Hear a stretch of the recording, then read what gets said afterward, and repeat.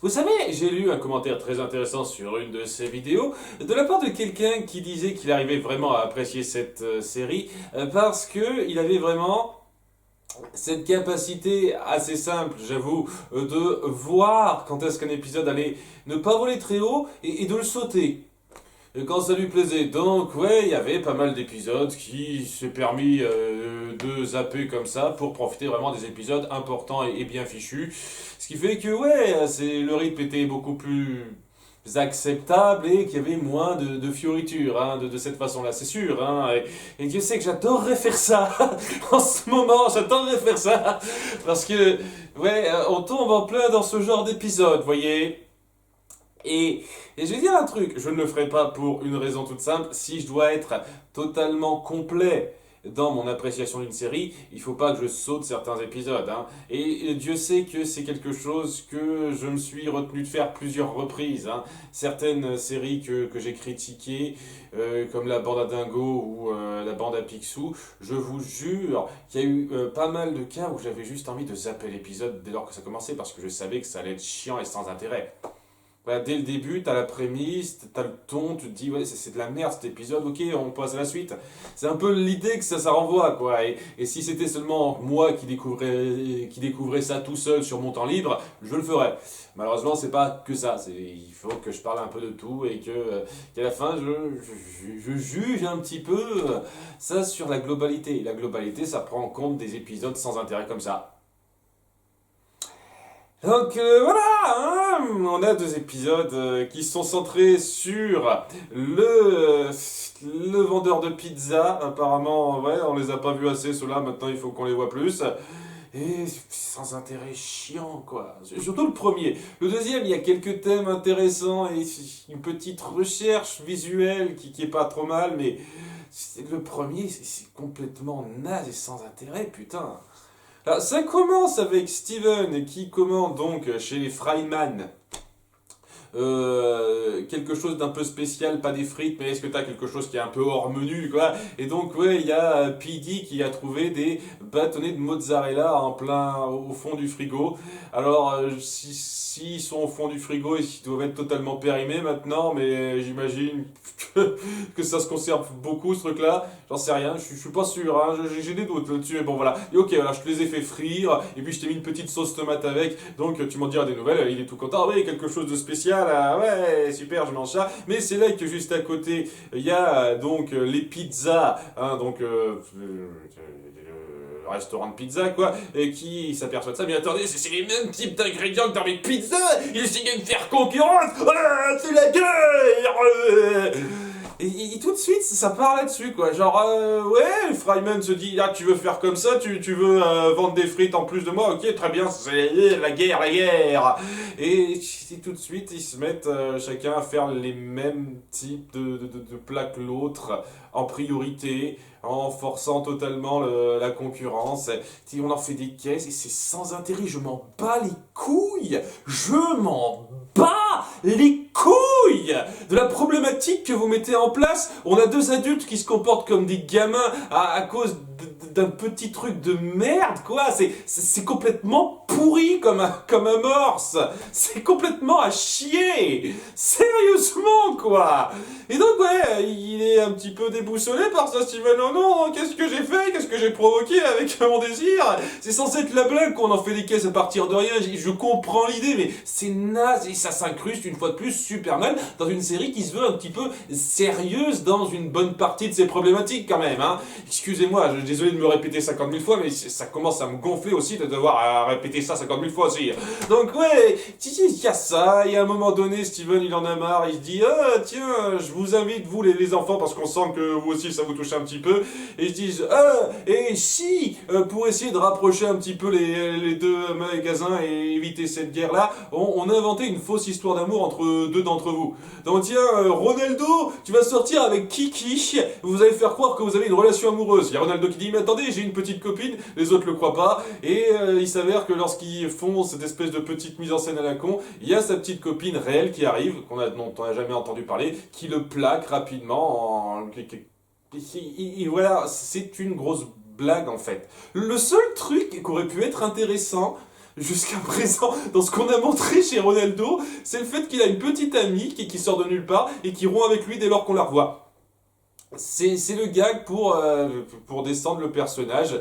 Et oui, même moi qui suis pas fan de Ronaldo, je trouve ça ultra cruel et pas particulièrement drôle. Et c'était une perte de temps de merde puisque le plan final qui va être décidé après n'a rien à voir avec ça. À la fin, il y a Steven qui dit tiens, qu'est-ce qui s'est passé la première fois pour qu'ils arrêtent leur guerre, puisque c'est la deuxième fois qu'ils font une guerre des restaurants. Il dit ouais, il y a eu un grand concurrent et ils ont été obligés de se mettre ensemble. Ok, bon, on va faire pareil. Et en l'espace d'une journée, quelque chose comme ça, il met en place un faux restaurant chez lui, Steven. Enfin, un faux restaurant, un vrai restaurant techniquement, hein, puisque, lorsque il invite les deux familles à manger là, il leur prépare des plats qui sont meilleurs que ce qu'ils font, quoi. Avec des concepts super bien pensés et qui sont croustillants et bien bons, à tel point que les chefs de restaurants Pizza et Fryman se disent ah, il faut qu'on arrête ça, il va nous faire couler s'il reste sur le marché, n'ouvre pas ton restaurant s'il te plaît. Et ok, très bien, bah à ce moment-là, arrêtez votre guerre. Et ils arrêtent leur guerre, on est content. Voilà, et la seule chose qui aura découlé de ça, c'est que on aura brisé le cœur de Ronaldo parce que c'est sa petite amie qu'on n'avait jamais introduit avant, il l'a claqué, vient un malentendu pourri. Ouah, allez vous faire mettre avec vos pertes de temps pourries. Sérieusement, je veux pas voir ce genre d'épisode, putain. C'est ça qu'on aura encore. Une fois de plus, c'est je pense le deuxième pire épisode de la série pour l'instant, tellement c'était du foutage de gueule, dans la façon dont les personnages réagissent, dans la façon dont on les rabaisse. C'est ce genre de merde que j'espérais qu'on évite au fur et à mesure que la série progresserait, vous voyez, qu'on se dise, ok, ce genre de conneries balancées comme ça sans réfléchir, ça nous faisait marrer au début, maintenant on est une série un peu plus sérieuse, on a mis en place un univers plus poussé, on va éviter ça. Non. Ok, ben allez vous faire foutre. Ce genre d'épisode perte de temps, c'est particulièrement emmerdant maintenant. Et l'épisode suivant, c'est un peu pareil, quoi, c'est de la perte de temps. Pas totalement sans intérêt, et je pense que c'est ça qui le sauve un petit peu, dira-t-on, hein, qui le rend moyen dans l'absolu, parce qu'il y a une petite créativité, mais c'est le même délire, quoi. J'en ai un peu rien à foutre de ce que vous mettez en place. Voilà, ce qu'on met en place, c'est que Steven a commandé une pizza auprès donc de la pizzeria des pizzas. Je me ferai jamais, c'est complètement débile, quoi. Et il y a donc Kiki. De la famille Pizza qui vient le voir pour lui livrer sa pizza. Il se dit c'est bizarre, d'habitude c'est Jenny, hein, donc Jenny de la bande des cools qui vient faire ça. Elle dit non mais rassure-toi, je remplace ma soeur parce que elle a fait certains trucs avec sa bagnole. En fait on verra plus tard que sa soeur Jenny arrête pas de trouver des excuses pour que Kiki la remplace depuis 2 semaines. Et étant donné que l'épisode précédent, on a vu que la situation était normale et que Jenny forçait pas sa sœur à la remplacer, il s'est passé facilement 2 semaines entre l'épisode précédent et celui-là. Le temps passe vite. C'est un petit détail comme ça. Apparemment, oui, vu que comme c'est parti, vous allez faire se passer genre 1 an. Durant cette période de temps là où il va rien se passer à cette allure là puisqu'il se passe plus de 2 semaines entre 2 épisodes mais bon je dis ça comme ça bref voilà, c'est Kiki maintenant se charge du service livraison et ça amène un petit détail par rapport au titre que je trouve vraiment dommage parce que bon c'est un détail, c'est rien du tout dans l'absolu par rapport à la qualité globale, mais le titre anglais c'est Kiki's Pizza Delivery Service, ce qui est une référence totale au film Kiki la petite sorcière qui s'appelle en anglais, en version anglaise, Kiki's Delivery Service il me semble, enfin un truc proche, voilà, c'est clairement un rappel à ça, et je trouve bizarre que vous n'ayez pas pensé à essayer de reprendre ça à partir du titre français, Kiki la petite livreuse ou une connerie comme ça. Vous auriez pu trouver un moyen de reprendre ce titre-là, mais vous l'avez pas fait, quoi. Ils avaient une référence qui était bon un petit peu jolie, un tout petit peu recherchée dans le titre, et vous n'avez pas pensé à essayer de la reprendre.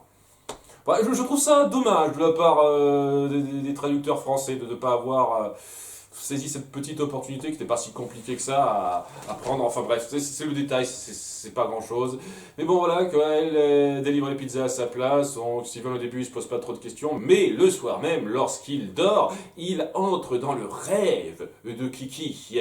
Donc au début il croit que c'est seulement un rêve, hein, parce que bon, il n'a pas compris le délire, comme quoi il peut entrer dans les rêves des gens, mais voilà quoi, et il entre dans un moment un petit peu onirique, une fois de plus, où il y a Kiki qui est avalée par de la garniture de pizza. Il la sauve, elle est contente, ça prend 10 secondes, je tiens à le préciser, hein, c'est le petit détail, et ils sont contents, quoi. Ils se disent au revoir Kiki onirique, au revoir Steven onirique, en pensant chacun que c'était un fragment de leur rêve, alors que le lendemain, lorsqu'il vient la voir, eh ben, il se rend compte que non, ils ont vraiment vécu ça ensemble dans le même rêve. Ah oui, c'est vrai que Steven a cette possibilité-là, et Kiki se dit, ouais, tu sais quoi, depuis 2 semaines, je fais sans arrêt le même cauchemar, j'arrive pas bien à dormir, est-ce que tu pourrais m'aider à mieux vivre ça? Et Steven se dit, ok, très bien. Donc, plusieurs soirs à partir de maintenant, il se met à entrer dans la de Kiki en aidant contre la garniture avec des tonnes de créativité rapide, quoi. Et honnêtement, une fois de plus, ça donne l'impression que ça dure 30 secondes, quoi, la phase de sauvetage. Et après, il continue sa vie. C'est pour ça que je trouve vachement bizarre qu'au bout de je sais pas combien de nuits, il soit totalement crevé. Genre, je me force à entrer dans son rêve pendant 30 secondes et après, que j'ai une nuit normale. Mais pourtant, je suis crevé. Pourquoi? Bah merde. Parce que il y a besoin de faire passer une espèce de parallèle à la con entre Steven et Kiki. Parce que voilà, Steven se dit au bout d'un moment, ok, à un moment donné, il faudra aller à la racine, à la croûte du problème. Oui, parce que là, c'est un truc très un peu gonflant dans cet épisode, il adore faire des jeux de mots, c'est son truc à Steven, c'est pas la première fois, mais là il va à un niveau peut-être un petit peu excessif, quoi. C'est bon, j'ai compris, t'aimes faire des jeux de mots, t'es pas obligé d'en faire 50 dans le même épisode, hein. Au bout d'un moment, Steven, ça va, hein. Bref, voilà quoi, on va aller à la source du problème pour une fois et en terminer pour de bon, parce que voilà, je pourrais pas t'aider tout le temps, hein, c'est la dernière fois, hein. Et c'est histoire de faire un parallèle pour Kiki qui devra apprendre à s'affirmer un petit peu comme Steven le fait, en disant pas toujours oui à ceux qui te demandent de l'aide. Donc, ouais, quoi, au prochain rêve, et ils décident donc d'aller à la source du problème, parce que les autres fois, ils ont juste vu ça en surface. Et une fois de plus, ouais, ça suffit à totalement crever Steven, c'est n'importe quoi. Et donc, en entrant à la source du problème, à l'intérieur donc d'une espèce de visage en forme de Kiki, ils finissent par trouver que la source du problème, bah, c'est sa sœur Jenny qui demande toujours de se charger du travail pour elle. Sachant que leur père fait jamais gaffe à ça, quoi. Au bout de 3 semaines maintenant, hein, vu le nombre de rêves qu'on a vu faire à Steven, ouais, ça lui vient pas tout de suite à l'idée à son père de se dire, ok, Jenny, ce serait bien de bosser un petit peu, de pas tout reléguer à ta sœur, hein. On sent le père responsable, hein, à nouveau, hein, une grosse merde ce type. Donc, ouais, quoi, le truc, c'est sa sœur qui profite trop de sa gentillesse et elle qui doit apprendre à dire non de temps en temps, à refuser de lui rendre service tout le temps, comme Steven un tout petit peu l'a fait lorsque Kiki insistait pour qu'il continue de l'aider. T'es d'accord, mais on va arrêter hein, au bout d'un moment. C'est ça le truc. Il faut qu'elle apprenne à s'affirmer un peu plus en ne cédant pas toujours aux caprices de sa sœur. Et ça se termine là-dessus, quoi. Le lendemain, il y a Jenny qui se dit ok, je bosse, elle a demandé à avoir son jour de congé pour pouvoir être un petit peu elle-même soufflée. Et voilà, je refuse pas ça à ma sœur chérie, hein, parce que voilà, il n'y a pas de méchanceté là-dedans. Et ça se termine là. Et je pense que c'est la chose qui sauve un peu ça, un petit peu une fois de plus, c'est que ouais, on essaye quand même de faire passer un message ultra basique, je suis désolé, hein, ce genre de truc, j'ai vu ça des tonnes de fois, et ouais, apprendre à dire non, et pas tout le temps céder à ceux qui nous demandent de service, voilà, j'ai appris ça des tonnes de fois, je trouve pas que ce soit ultra intelligemment pensé dans cet épisode-là, hein, c'est fait des tonnes de fois, mais ici, j'apprécie qu'on ne diabolise pas trop la personne qui est au centre du problème. Voilà, elle comprend, elle a juste besoin qu'on la secoue un peu, Jenny, pour qu'elle arrête ça. Voilà, c'est bien. Et puis, il y a une créativité dans ce thème de la pizza, qui j'avoue était assez marquante, assez intéressante à voir. Donc voilà, visuellement, le rêve était plutôt cool à suivre et on a dépeint les personnages sans diaboliser qui que ce soit. C'était assez cool, ça. En dehors de ça, puis pas la problématique, ouais, bof, les personnages en soi, je m'en fous un petit peu, ouais, je vous cache pas, et ouais, ça fait rien progresser, hein. C'est toujours pour des petits trucs comme ça qui ont un intérêt très réduit, à mon sens, qu'on met en avant les pouvoirs de Steven, et je vous jure, quand ça se répète autant de fois comme ça commence à devenir un peu saoulant, hein. Enfin bon, voilà, cet épisode il est moyen, il est trop moyen, hein. C'était mieux que le précédent, c'est déjà ça, et voilà, là on est vraiment retombé à fond dans la saison 1, mais c'est totalement ça, la saison 1 en force.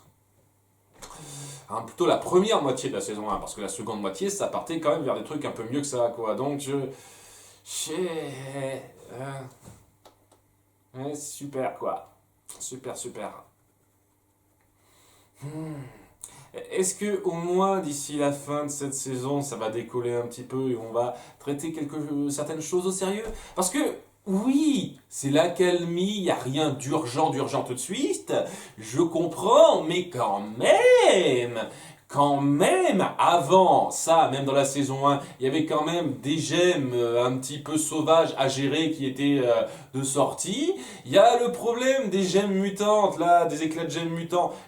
Il me semble que c'est pas totalement réglé. Il y en a encore quelques-unes qui traînent dans la nature, tout ça.